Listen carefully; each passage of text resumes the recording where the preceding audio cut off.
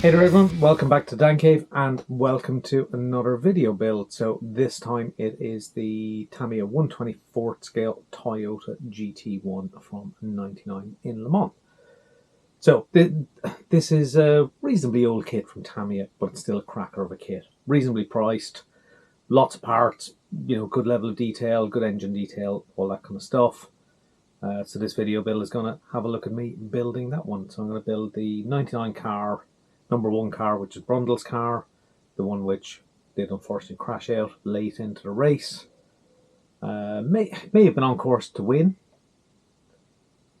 It was highly, I suppose it was rated high enough.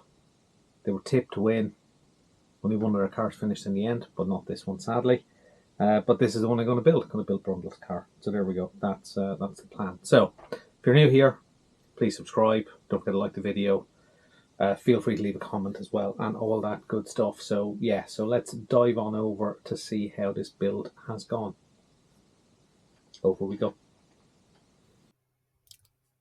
So this is it. This is the kit, and as you can imagine, the starting place for this kit is going to be bodywork. Kind of my standard process for 24 scale car kits. So as I said in the intro, this kit's been around a while. It's close to a 25-year-old kit now. It came out in 2000, but can be obtained for about £25 in the UK, which I think is an absolute bargain for a kit of this quality. I will stick a link in the description. But however, as you can see, I'm getting on with the body work. There's some of the inlets for the radiators need to go inside the bodywork. Some parts on the lower part of the headlight covers, the intake over the top of the cabin, that does need a little bit of filler. It's probably the one area that needed some addressing. But once all that work is done and seams are removed, it's over to the spray booth to lay down a number of coats of UMP white, which will be the primer. 3 coats of that. That'll form the basis. And then it's on to some decanted Tamiya TS26. And that's going to be the white for basically the nose and the top of the inlet on the roof, which is the suggestive tobacco sponsorship from the year it ran, because there was no tobacco sponsorship in France at that time. So another great feature of this kit, it does come with a mask set. It's still very difficult to apply because you've got to go over some compound curve areas. This does leave a little bit of a problem a little bit later on. It's not perfect. It could have been better between the wash and kind of cleaning up the edges. But however, I've put on the mask. That'll cover up the white bits, and then it's a case of laying down some Zero Paints bright red, which is similar to TS49, which is the red called for in the kit. So over the white, this goes down, very bright, lovely colour. Starting with some slow coats, build them up slowly with the Zero Paints, nice light coat. Do that on all the body parts.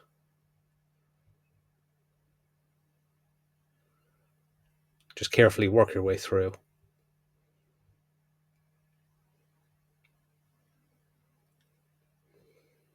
Again, because Zero Paints have maybe an older reputation for being slightly hotter paints, I think they're better than they used to be. It's still worthwhile starting with a light coat, just building that paint up slowly. It will result in a better finish and a better depth of colour as well by doing it nice and slowly. You'll also fill in any of the panel lines a lot better by building it up coat by coat. As you can see, I'm progressing through all the coats. That lovely colour red, TS49-esque red, is coming through. And after what is probably about 4 or 5 coats, I'm happy with the red finish.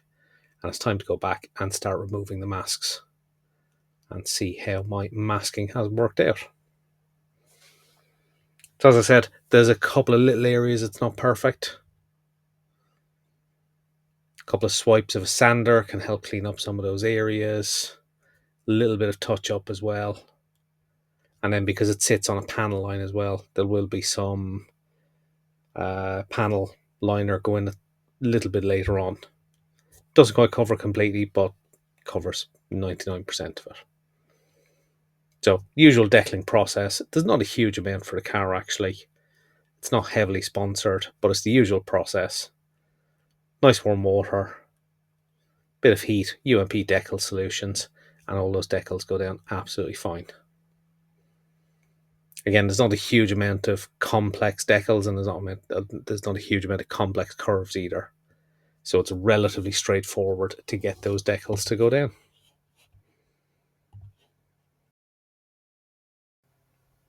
Of course, all that means is before you know it, you're pretty much through the deckling stage.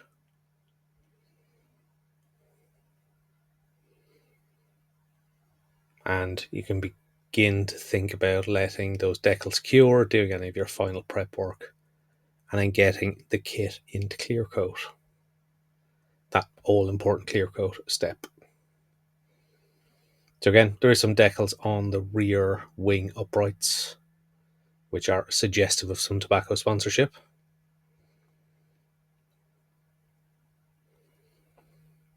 So, Gravity 2K is the 2K of choice. 3 coats will go down. First coat is the usual tack coat, about 20-25 psi.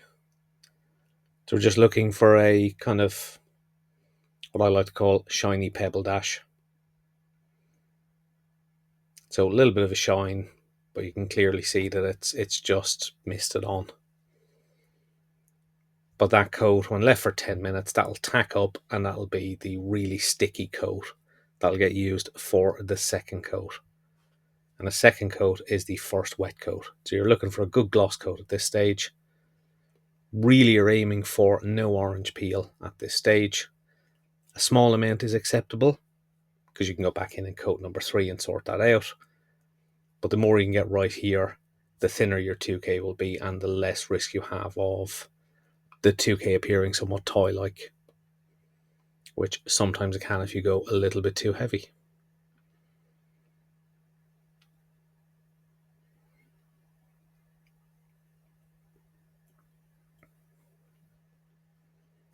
As you can see, that 2K is laying down quite nicely. A couple of areas still need to self-level out. As you can see from the spray booth, it does produce quite a fog. This is why your PPE is so important. A good extractor, a good mask on as well. And now we're on to the final coat, coat 3. We're just sorting out any orange peel and a light little coat, just to get that final perfect gloss finish. Pretty much what you see now is how it's going to cure, and that's what you're going to get when it's fully cured in about 3 to 4 days. And doesn't that red absolutely stunningly pop when it's got a clear coat on it? Yeah, very pleased with how this has come out. Absolutely loving the depth of shine from the Gravity 2K. Really liking the Zero Paint's bright red as well. And of course, that all can be set aside to do all its full curing process. And that means I can crack on with the rest of the build. So first up is the engine assembly. Small amount of assembly. Preparing the chassis as well. So I have kind of pretty much broken this down into kind of stages. There'll be the engine and kind of chassis, so I can get everything lined up. So that all those parts get primed in UMP black. There's not very much, doesn't get primed in UMP black at this stage. But nonetheless, multiple primer sessions. Once those parts are off to cure, let the primer cure, I then go back and start prepping some other parts. This time I think this is all the rear suspension parts. Some more parts for the engine and intake system, turbo systems, brake discs for the rear. Yeah, it's quite a big part count. It is quite nice to break it down. When those parts are prepped, we can then go back and basically the previous lot of parts that have been in primer, we can go back and start adding some metallic colors to those. For the suspension parts, so they're getting painted in Tamiya X13. The engine block was done in LP61 metallic grey, black for the rocker covers, semi-gloss black for the suspension arms, and then the detail painted rear shock assembly. Looks quite nice in those multiple colours. Combination of metallic blue, some titanium gold, and then the use of some CA glue to add some of the additional parts.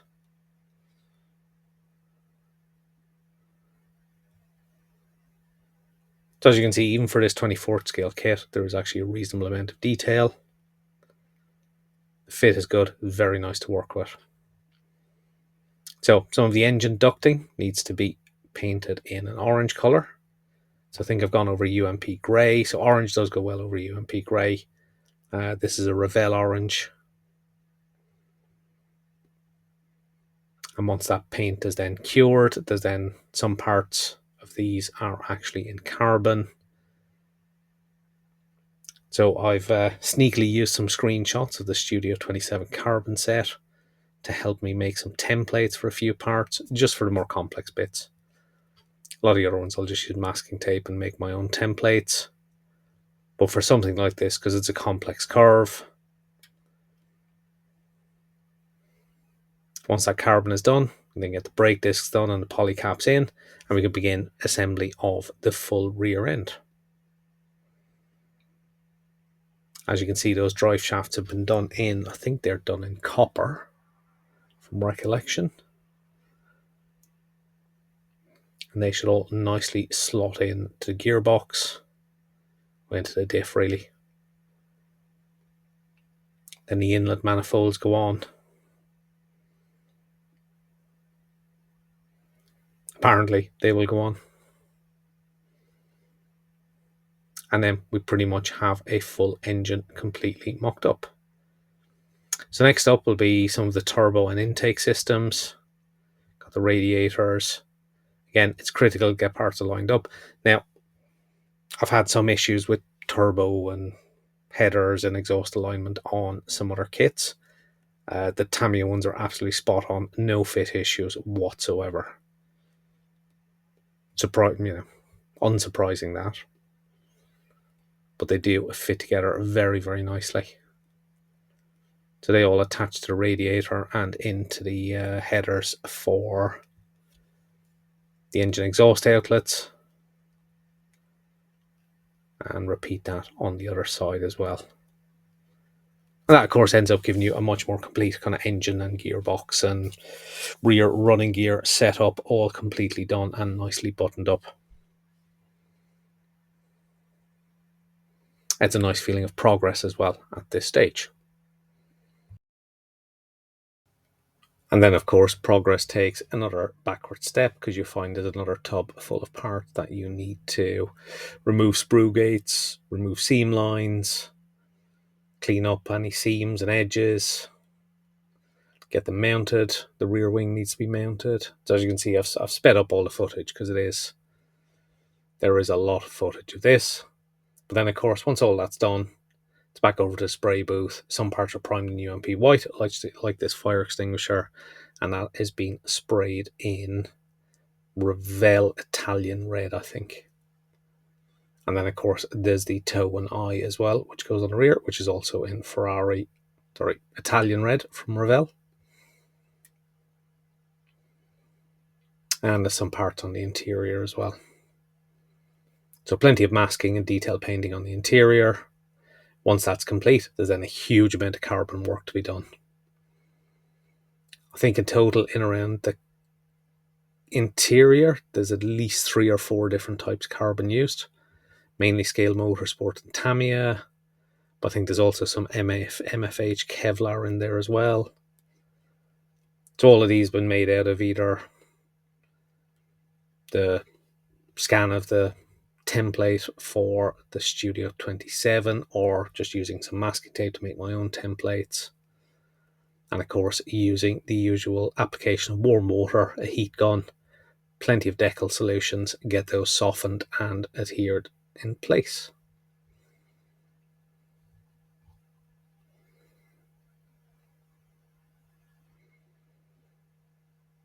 So for the door cards, I think I end up going for more of a bronze colour. But nonetheless, there's multiple different carbons have gone on to that interior, but we'll get back to some in a minute. Prior to that, we're going to start assembling the front end. So we've got the upper and lower wishbones, and the hubs just sit between them. And then that front, I suppose technically the front diffuser gets added as well. That's got some carbon on it as well, I think. This is one of these kits where wherever you look, there's probably going to be a piece of carbon. So there we go, front hubs, front brake discs added. It's back to the carbon. So yes, this is the bronze carbon I was referring to earlier. So that's being used for the inner door cards and inner door sills.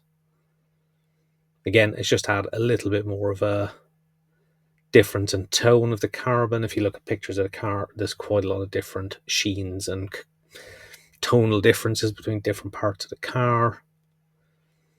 Nearly all of this is going to be invisible once the body is on. And then of course I cut out 3 different separate pieces to do the seat itself, which is just the back. Well, I say the back, but the back and sides. So you've got left side and a right side, and then a central back piece. I think I've used Tamiya carbon decals this time. They respond very well to UMB solutions. And then of course it's a case of now starting to dry fit some of the cockpit area just to see how things all go together. And of course, because we've got the seat carboned and painted, it's time to start putting together some seatbelt hardware. So these are from Scale Productions. I find them not perfect to work with. I think they're a little wide for the 2mm ribbon, but they're too narrow for 3mm ribbon. So it's a little bit of a compromise to try and figure out the best way to use them. But nonetheless, I've gone with the 2mm ribbon. They're going to be buried inside the car. They're not going to be hugely visible, but they do the job, shall we say. And then, of course, the harness manufacturer decals go on the shoulder straps as well.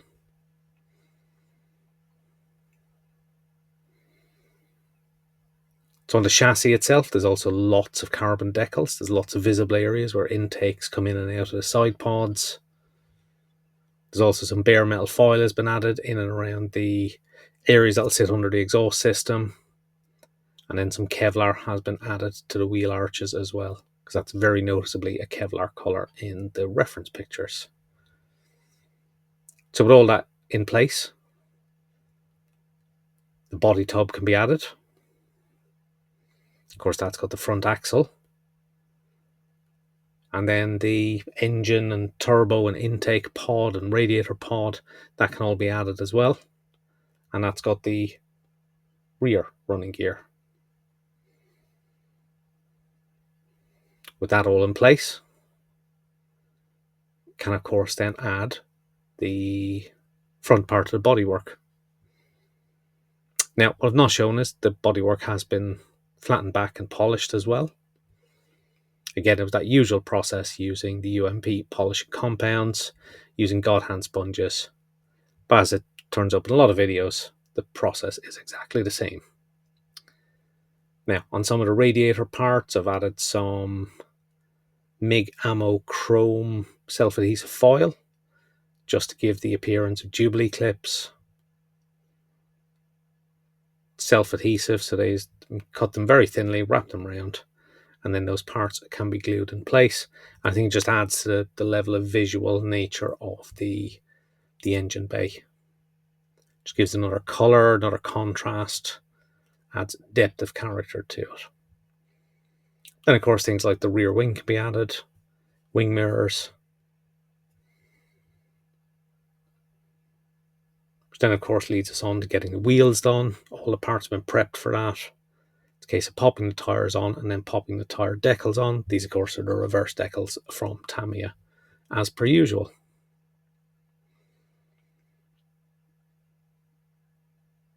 those wheels can then be slotted in place.